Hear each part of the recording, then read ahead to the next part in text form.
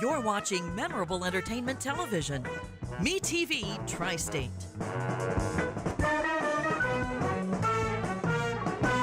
This year in the Tri-State, 1 out of 8 people will be in an accident. Would you know what to do? Call Woods & Woods. They'll get you help. When you call Woods & Woods, you are not a statistic. You are our client, and we will fight to get the money you deserve. And that's what Mike did. He really fought hard for me. They just really cared. If you've been injured, call 1-800-544-2108. Let Woods & Woods work for you. You don't owe us a dime unless we win your case. Tri-State Voices, an open discussion with area leaders on issues affecting communities throughout the Tri-State. Now here's your host, Mike Woods. Good morning. Welcome to Tri-State Voices. Hi, I'm your host, Mike Woods. Tri-State Voices is jointly sponsored by WTSN, the City County Observer, and Woods & Woods. Every week we interview community leaders concerning issues that are important to the Tri-State. This week we're honored to have the Evansville Chief of Police, Billy Bolin. Chief Bolin, welcome. Thanks. Probably the best place to start out is if you could just tell the people who you are. How'd you get from police officer to the chief? I think a whole lot of luck. I've been on the police department since 1998. Actually, I met Mayor Winnicky when he was vice president at Fifth Third Bank, and I was helping organize the Kids Kingdom build. And I think just through those meetings, it kind of helped get me to the spot I am and trying to make the most of it. Okay. You clearly enjoy your job. I mean, it's a huge job, but you enjoy it, don't you? I love it. I really do. It's been my dream since I first became a police officer. I mean, anybody I think in any job would like to be at the top spot there. So I got it and trying to make the most of it, but I do. I love it. Stressful, but it's a fun job. Well, I know anytime I talk to you, you seem really enthusiastic about it. Why don't you tell the viewers how big the police department is? Because I don't think most of them realize it's huge, isn't it? Yeah, we have about 320 employees, 289 sworn police officers, several different units within our department. We have patrol, detective, and detective division. You have juvenile detectives, homicide detectives, auto theft detectives. So we've got several specialized units. Juvenile has the school liaison unit within it. We have a crime prevention unit, canine unit. Then we have specialty teams like the canines, the SWAT, bomb squad. So there's a lot of moving pieces within our police department, and depending on the different scenario, you may have several of these pieces that interact with each other. And then, you know, incidents like the big fire run yesterday where you have other city agencies that we have to work with in tandem, and we do joint training sessions with them as well. Okay. So, well, what's a normal day for you? In this job, it's more office and meetings. Like this morning, I've started off going to Coffee with a Cop this morning, and then I had to teach our officers an in-service training class, and now we're doing this. Later this afternoon, I've got Leadership Evansville Awards. We got our Citizens Academy kicking off tonight. So most days are very busy. I'm good or lucky to get my emails answered, and a lot of times I'm doing that at 9 o'clock at night trying to catch up. So it's a busy job, whirlwind job. Not a lot of meat and potatoes police work from the chief's position, so it's the other guys taking care of that, where you're more the administrative role. It's pretty clear that you want your police officers to be involved in the community. Absolutely. Why do you think that's important? Well, I think it's a community trust. A lot of what police work is interacting with the community. We don't solve crimes on our own. Contrary to what you see on TV with your CSI shows, we need that human interaction. And you know, we'd be lying or remiss if we didn't admit that there's a lot of the community that doesn't trust the police. And it's not unique to Evansville, it's nationwide. So I think the more we can do to build those relationships, to build that trust, to interact with the community, the more they're going to trust us and want to work with us. Okay, well, like for example, a minute ago you mentioned the Coffee with a Cop. What is that program? This is something that a couple years ago I went to a conference and I found a little card that they'd put out that said Coffee with a Cop, and on it it said no agendas, no PowerPoints, just conversation. And I thought, you know, it's such a unique idea. So when I came back here to town, I talked with my staff and I said, you know, we ought to look at doing this. So we went and we met with the Kemps from Donut Bank, and we said, you know, would you guys be interested in partnering with us? And maybe once a month we just go to a different side of town, and we go in, we don't have an agenda. We just go in and meet with people and talk and answer their questions and be there. And it's turned out to be a pretty neat thing. A lot of people like it. And we do it once a month, typically the third Tuesday. During the summers, we've done some Saturdays. And then we're looking at maybe doing some more events where we do some kid-friendly stuff, where we bring out some of our vehicles that may attract them more. But It's just conversation and meeting with the public one-on-one. And then you have the Choose Not to Lose program. Yes. What's that? Choose Not to Lose is kind of where we tied all of our things we do with kids under one banner. And it kind of originated with my son came into work with me one weekend in the first year I was in the job. And I was catching up on emails. He's looking through police magazines, and he found a picture of this cool police car from Florida. And it said tornadoes on the side of it and had like a silhouette of a tornado. And he came over and showed it to me, and it was bright red. And I said, well, that's a fire vehicle. And then the more I look at it, I realized it was I think it was Bradenton County Dare car from Florida. And I thought, you know, we've got officers assigned to each one of our high schools. The tornadoes was the school mascot. It was the school mascot, yes. So that's what made me think, you know, we've got these schools here in Evansville, and we've got an officer assigned to each one. That'd be kind of a neat way to bring some ownership to the kids and tie them into what we're doing and maybe get them talking with us. But I didn't know how we would do this. I didn't want to spend a lot of taxpayer money on it, so I started talking to some different dealerships, and I met Larry Bennett from Audubon Chrysler Bennett Motors.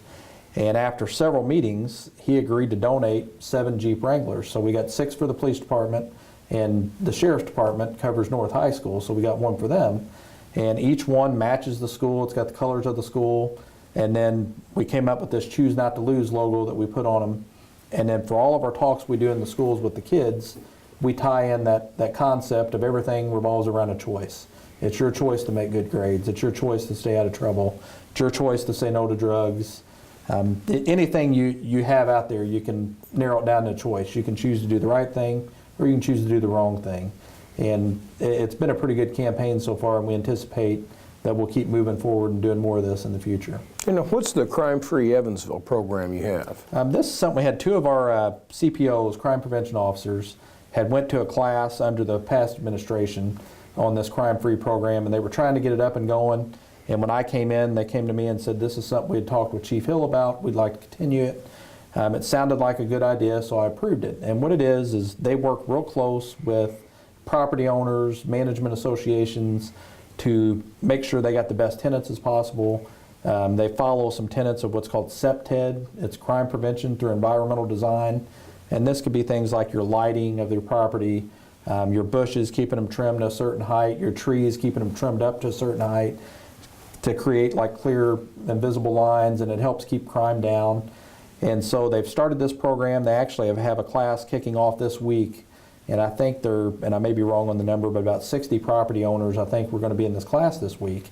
They started it last year, but it's just teaching these tenants, and they're working with them. If they have somebody arrested for possession of drugs in one of their properties, the 2 officers that run the program will notify them the next day, let them know they have them, and it helps weed these properties out and make for safer environments for a lot of the people that live in the properties that are being managed by these different landlords. Just kind of send a message, crime's not going to be tolerated in this area. Exactly. And in other communities, it's been highly successful. I know we've got one manager here in town that I think came from Arizona and had managed properties out there, and she had talked about how the crime in her properties had just went down dramatically from being a part of this program.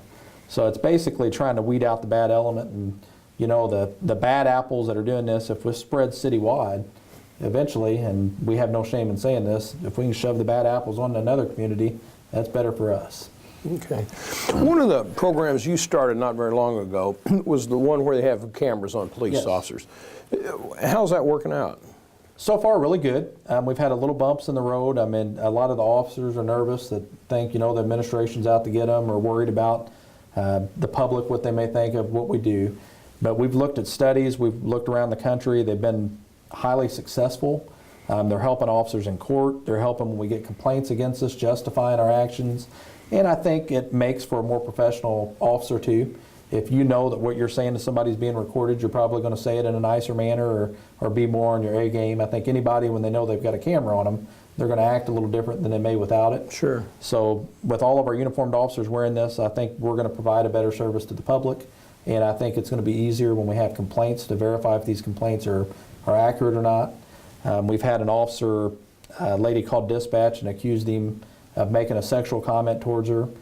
The camera has shown that comment was never made. It was completely made up. We had yesterday an officer got in a foot chase with a subject. Guy pulled a gun on him, turned around, looked like he tried to shoot the officer. That whole incident is on video, so it's going to be great when we get to a courtroom and be able to show that, when a jury can see what we're seeing firsthand. So I think these are going to have a lot of dividends for us and the community. Okay, now how does that work? It's mounted on the police officer's uniform and the car, or what? These are just on the uniform. It's got a little battery pack that will go in your pocket, and it's got a short cord, and the camera is just a little square piece that'll be right here. What we're encouraging our officers to do is before they get out the car, click the little button, and it kind of vibrates, lets them know it's on. There's a little red dot on the top so you can tell if it's recording. And any citizen encounter where there's enforcement action, we want being recorded. So if you're stopped on a traffic stop, if an officer responds to a domestic violence run, if another officer's doing something and you stop to back them up in a system, we want these encounters being recorded. Now, if the officer's out at the Bigfoot getting a cup of coffee and you go up and talk to him, we're not wanting to record that. We have officers working in the schools that are walking around talking to people all day long. They're not supposed to record all these encounters. It's just when there's some type of enforcement action or they're acting in an official police capacity on something that we want those being recorded. Okay, now is that just recorded or is it actually transmitted live downtown? No, just recorded. There's no live view. That's more one of the television things you'd see. Yeah. Like, I like the show Blue Bloods. I was just watching that the other day where the police commissioner is watching as the officers raid something live time. That technology is probably out there somewhere, but it's not something we can afford or Too have. expensive. Yeah, but ours, at the end of their shift, or sometime, our policy is once a day they download. So at the end of the shift, they may not do it today, but tomorrow at some point they're going to download what they did today. And it goes into a computer system, and then we can access it.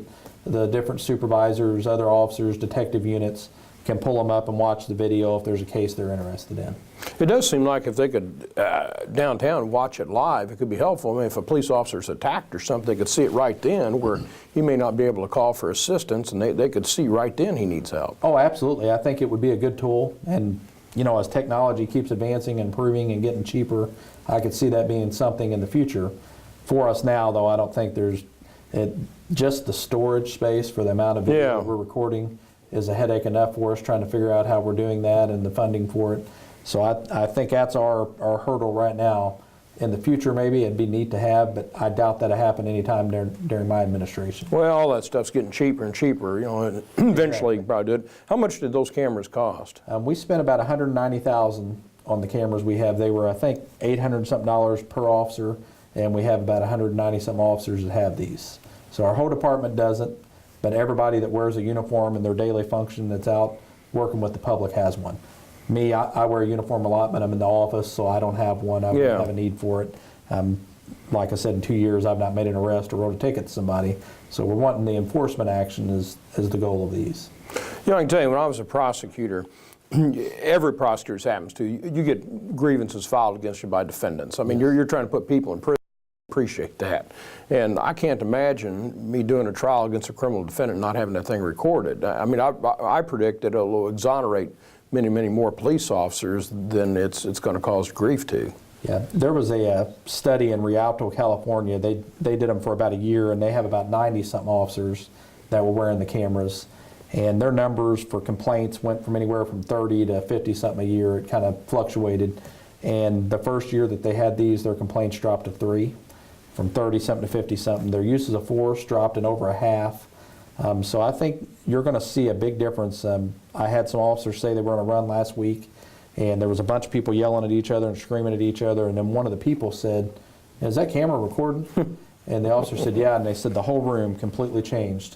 People quit yelling at each other. They started acting better. So I think more and more as the public realizes we're using these, they're going to act different.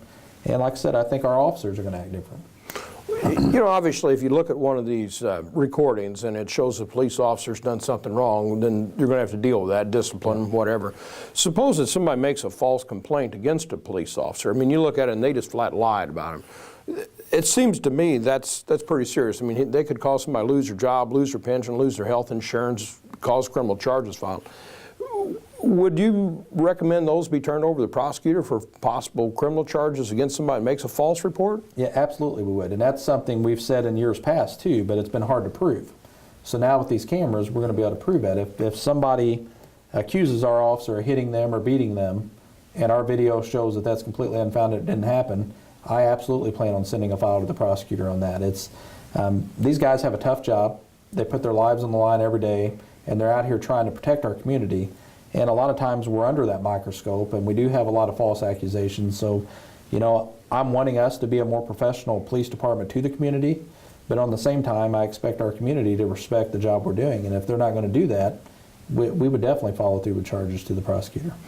I can tell you, if I were a prosecutor and somebody filed a false report like that, and I don't mean to misunderstand or something, but I mean it's clear they just lied, I'd file charges on it. Yeah, and there's going to be times where, like we've had one in the past few weeks already, where an officer was accused of being rude, and the person that called in didn't say he called him a name, didn't say he cussed him, nothing like that, but just the officer was rude. And when you go back and look at it, the officer was pretty robotic, and what he said, how he did things, wasn't rude, but he wasn't overly nice. And I had one of the supervisors say that he reviewed it with the officer because they had the complaint. And as the officer was watching it, the officer said, you know, I probably could have handled that a little different. So it wasn't anything where he got in trouble. He didn't do anything wrong, but it was a good teaching tool for that officer to see after somebody complained on him that, yeah, while I wasn't berating this guy, I was pretty robotic in my motions, and maybe I could handle that different next time. So that's one of those examples where I think they're going to be a really good tool. Okay, so they'll be used as a training tool in addition to everything else. Yeah, absolutely. And like the incident we talked about yesterday where we had the foot pursuit and the officer had the gun pulled on him, the safety for the suspect's gun was on. It's my belief that the suspect tried to shoot our officer, but you know, it's so fast and so you can't really tell what his finger's doing in that trigger. But I think just by the look at it, this guy was trying to shoot our officer, but the safety was on. We will definitely use that as an in-house training tool to show other officers when you're chasing somebody what to be conscious of, how to protect yourself, use the cover. And I'm not saying our officer did anything wrong. Okay? He did a great job, but we can always learn from these types of things and what to look for in the future. Okay. In the last year's budget, I think your department was cut, what, $450,000, Yes, something like that. And of course, all the governmental entities across the nation, state, federal, municipals, everybody's hurting. How'd you guys deal with that? Well, it was after the budgets were already approved, so it was earlier this year that we found out that we were going to get the cut. And I think the property taxes didn't come in at what we thought they were going to come in. So we had to be creative in how we were going to do this. We have two ladies that do our finances for us, and our options were basically we cut overtime, which we use our overtime for crimes. If we have patterns of things we're working on for different community events, so it's pretty important that we have that budget there. Our take-home vehicle program, our fuel cost. I've been a big advocate for years on how important these cars are. I think the public likes seeing more cars. If you've got one living on your street, the more you see, it gives you that perception of safety. People like seeing them in their neighborhoods. So what we ended up doing was we have a comp buyback program, which officers can have up to 200 hours in their comp bank. And once a year, we've allowed officers to buy back some of that time. So a lot of guys will buy back a portion to go on a vacation. Or I had one officer tell me he was going to fix his fence. Assistant Chief Chris Pugh was going to do the buyback. So they're kind of cashing out overtime? Yes. All right. So, and that's been standard practice for years, but it's in our contract that if the funding's available, you do it. So we typically will pay out around $250,000 a year for that. So we're going to cut that for this year. It's not taking anything away from the guys, it's just deferring it. If they want to take the time off, they can still take their time off. If somebody retires, they can still get their time. But it will basically just not buy back this year. It's going to have to wait till next year to do that. And then the rest of our makeup there is we do 2 hires a year. We hire in the fall, we hire in the winter. And this summer, or I say the fall, the summer and the winter. And this summer we hire in June. Well, we've got some retirements that are going to happen after that point. So those excess salaries that we'd have had in the end of the year will make up the rest of that budget shortfall. Okay, well, what about next year? I mean, you can't just keep doing that every year. Yeah, well, next year it'll be a new budget, and as we work out the budget late summer into the fall this year, we'll try to plan accordingly for this, and then hopefully not have to run into the same issue. I mean, this is my 3rd year. In the first 2 years, I didn't have my budget cut, so hopefully we won't have that next year. But so it might be restored. You just don't know at this point. Exactly. Okay. And it's too early to tell, and you know, like I said, the budget was already set and we already had plans in place, so then you got to start figuring out. And no matter what we would have done, and when you start cutting money, it hurts. You know, if you think of your home budget, if you start making $50 less per week, you got to figure out if you don't want to go out and eat that week, or if you're going to start cutting back on going to the gym, or whatever it is you do, If you cut, it's a cut. So it's going